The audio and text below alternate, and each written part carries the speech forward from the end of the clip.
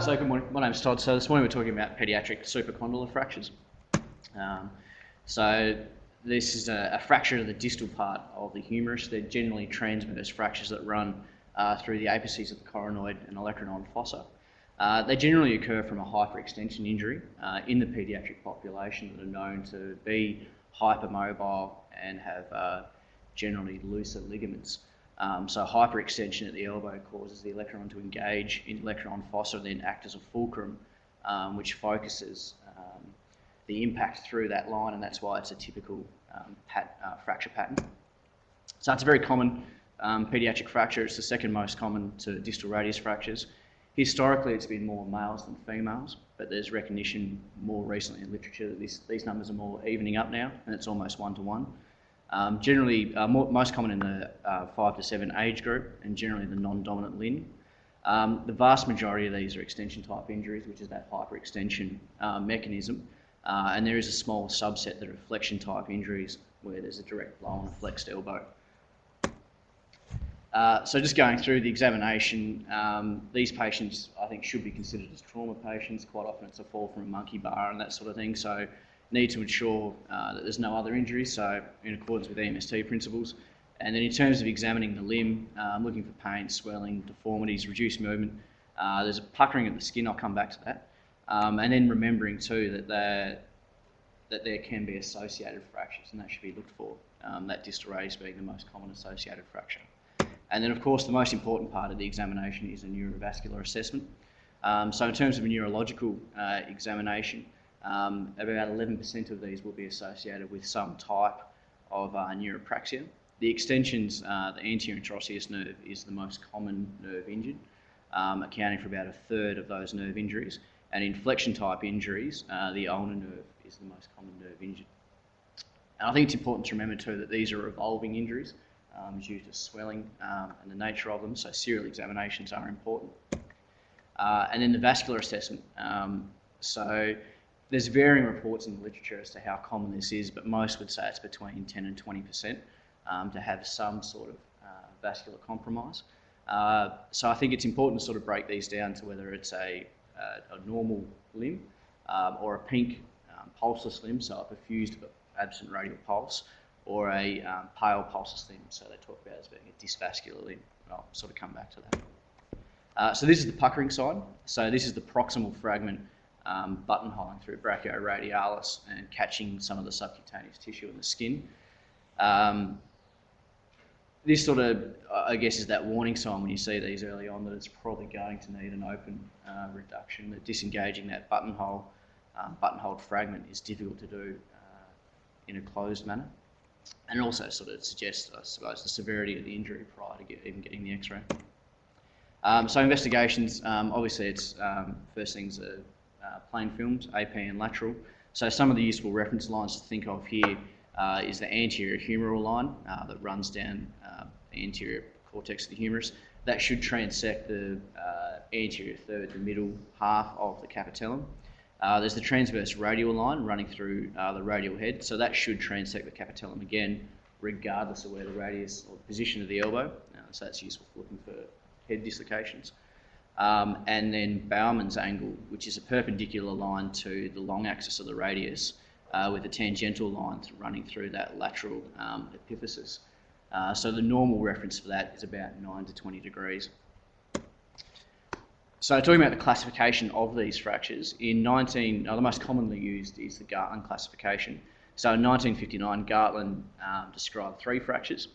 The first, the type 1, being those minimally displaced, the type 2s having the anterior cortical breach with an intact posterior hinge, and then type 3s being complete disruption of the anterior and posterior cortices. In '84, Wilkins added in his modified classification, and he added in type 2 A and B, and these were relating to whether there was rotational or translational deformity to those Gartland 2s. And I think this is used a lot today to sort of as a prognostic indicator, but I'll come back to that. In 2006, Leach added in a type 4. I don't think this is a widely recognised subtype, and it's not been adopted as well as the A's and B's. And this was described as a fracture that's unstable in both flexion and extension. and least described as being either occurring at the time of the injury, or it can be iatrogenic from vigorous reduction, sort of overflexing. We're talking about the extension type injury. So this is a Gartland 1, so the minimal displacement of the anterior cortex, that anterior humeral line is intact, and you can see there's a posterior fat pad there, which should be a warning sign that there's something going on. At Gartland 2, you can see that the anterior cortex, there's greater displacement, and the anterior humeral line is broken. Bowman angle is determined on the AP, so I'll show you here, this is a 2B, where the Bowman angle with impaction on that medial cortex leads to varus angulation because of the medial column comminution. And then 3s and 4s is the complete displacement. So the management of these, it's generally accepted that type 1 fracture should be managed in a collar and cuff for about 3 to 4 weeks with the elbow in flexion. The timing of that sort of based on the age of the patient. There was a case series published in 1999 by Skaggs where they went back and looked at x-rays that presented with a positive fat pad sign as the only finding on the x-ray. With subsequent follow-up x-rays of those patients, they found evidence of a Gartland type 1 injury on subsequent x-rays and through callus formations and things. So the recommendation there is that a positive fat pad sign should be treated as a type 1 injury based on that first x-ray. For type 2s, there's a bit more controversy as to how best these should be managed. So in February last year, the JOS guidelines came out and they recommended cast immobilisation for 2As and percutaneous pinning for type 2Bs. In 2008, the JBJS review, they didn't actually talk about type 2As and Bs, it was a type 2 or a type 3, and they recognised in there that there's a trend in the more recent literature towards pinning all type 2s, regardless of whether you think there's stability of an A or a B.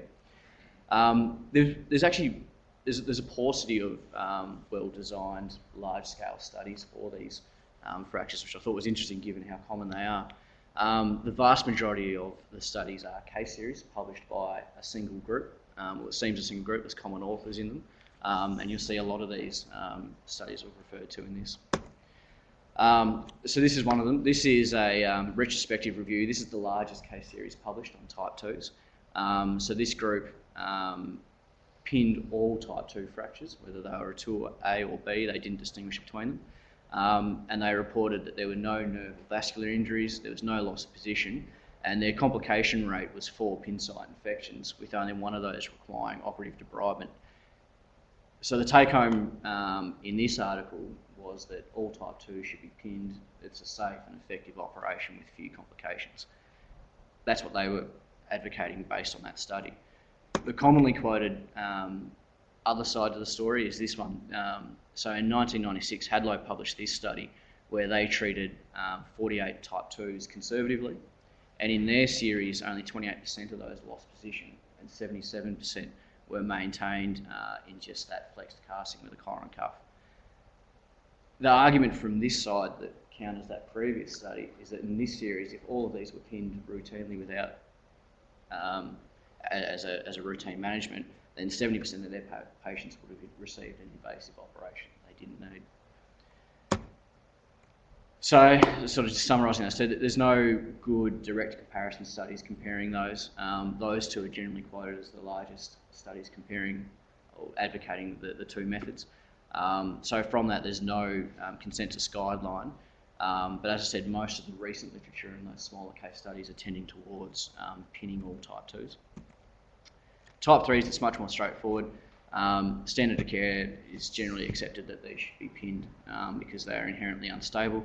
The controversy is as to the pinning technique. I'll come back to that. And then just quickly, the flexion type injuries, these are much more uncommon. As I said, they're due to a direct blow to a flexed elbow. The ulnar nerve is the most common nerve injured, and these generally do require fixation. So the complications, just very quickly, I've broken them into early and late. So early complications, vascular injury, so this can be at the time of the injury or iatrogenic through misplaced wires or hyperflexion of the elbow in order to maintain the reduction. Nerve injuries again can be traumatic, but the most common nerve being affected is the anterior interosseous, followed by the median, then the radial, then the ulnar. The most common iatrogenic nerve injury is the ulnar nerve, and this is usually through a medially placed K-wire. The literature recognises that the majority of neuropraxias will recover over a 2 to 3 month period, and so early exploration of these traumatic nerve injuries isn't recommended routinely. Compartment syndrome is fortunately an uncommon complication, but it's worth remembering. Much more common if there's an association with another fracture, so usually that distal radius fracture. Patients with median nerve palsies are obviously at higher risk because they lose that protective sensation of pain. And there's been several biomechanical studies that have looked at compartment pressures with flexion of the elbow, and it's generally recommended that if you have to flex the elbow further than 90 degrees to maintain reduction, then thinking about pinning, so in order to manage a more extended cast, should probably be the way to go. And then pin site infections. These are highly variable. Again, it's most people would say they're 1-2% in most of the series, but there was a couple that were out in sort of the high teens, low 20s.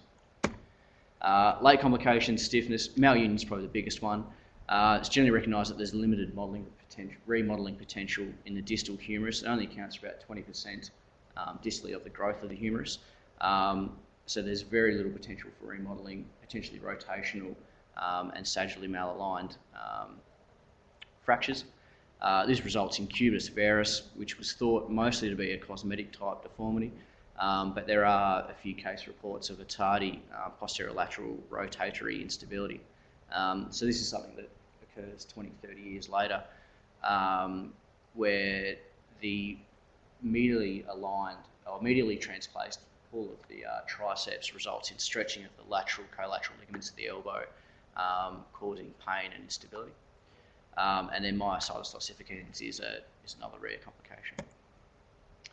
So just going back to before, most of the current literature in these is talking about the fixation techniques as to which technique we should use.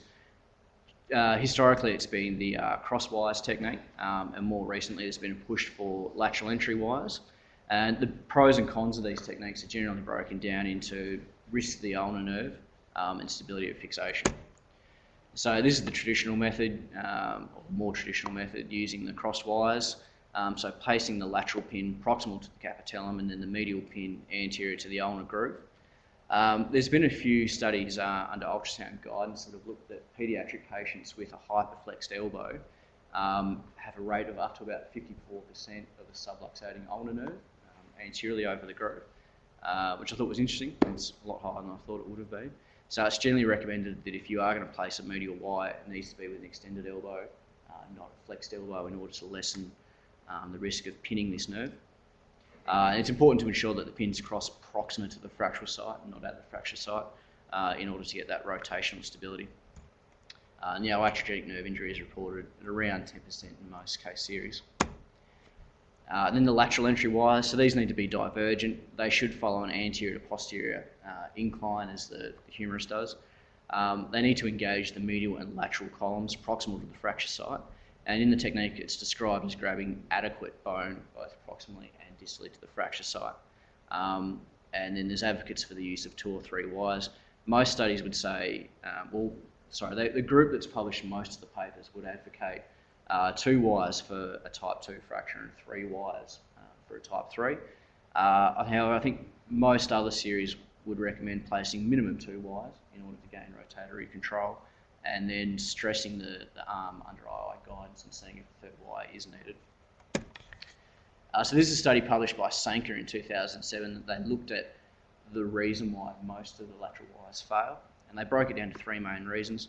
The first being failure to engage the 2 fragments of the fracture with at least 2 wires, failure to engage or to achieve bicortical fixation with at least 2 wires, or failure to maintain adequate separation of the pins at the fracture site. So saying it should be at least 2 millimetres at the fracture. So that's sort of what we're showing in these pictures.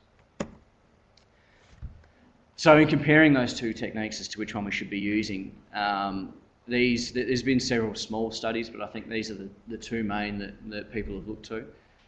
So in 2007, there was a systematic review of 35 articles, and they found that an iatrogenic ulnar nerve injury for the cross wires is about 3.4% in and 0.7% for those laterally placed wires. Whereas in JBJS in 2001, Skaggs group they retrospectively reviewed their own patients, now 345 fractures. They had a total rate of ulnar nerve injury of 4.9%, so it's lower than that commonly quoted 10% in the literature, and they had no lateral entry wires affecting the ulnar nerve.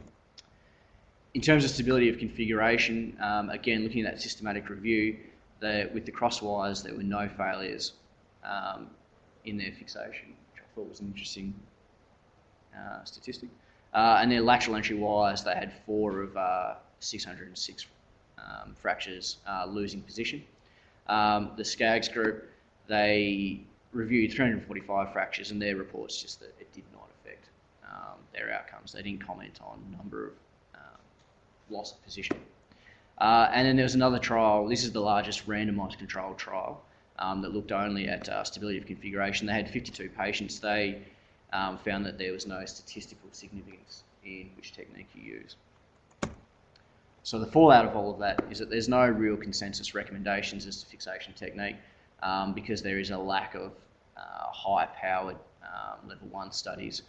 It was interesting to note that a lot of people do a mini open type procedure to get that medial wire in, saying if you visualise the ulnar nerve and placing the wire, you're less likely to pin it. In most of the studies, that seems to have no effect on whether or not an ulnar nerve palsy occurs.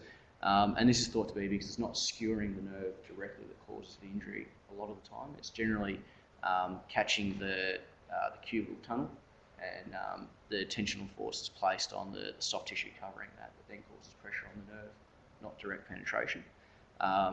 So that does actually change the outcomes. So most centres recommend that surgeon experience and preference should guide what you do. I just want to talk quickly about sort of the emergency management of this subset of fractures. We talked earlier that the vascular status of the limb is probably one of the most important things in that initial assessment. So this is taken from a JOS article where they talk about deciding whether it's a pink pulseless or a pale pulseless hand, as this will guide the urgency of your treatment. The initial management should be the same, placing the arm at backstab 30 to 40 degrees of flexion in order to take tension off the anterior, off the cubital fossa, and hopefully relieve the brachial artery.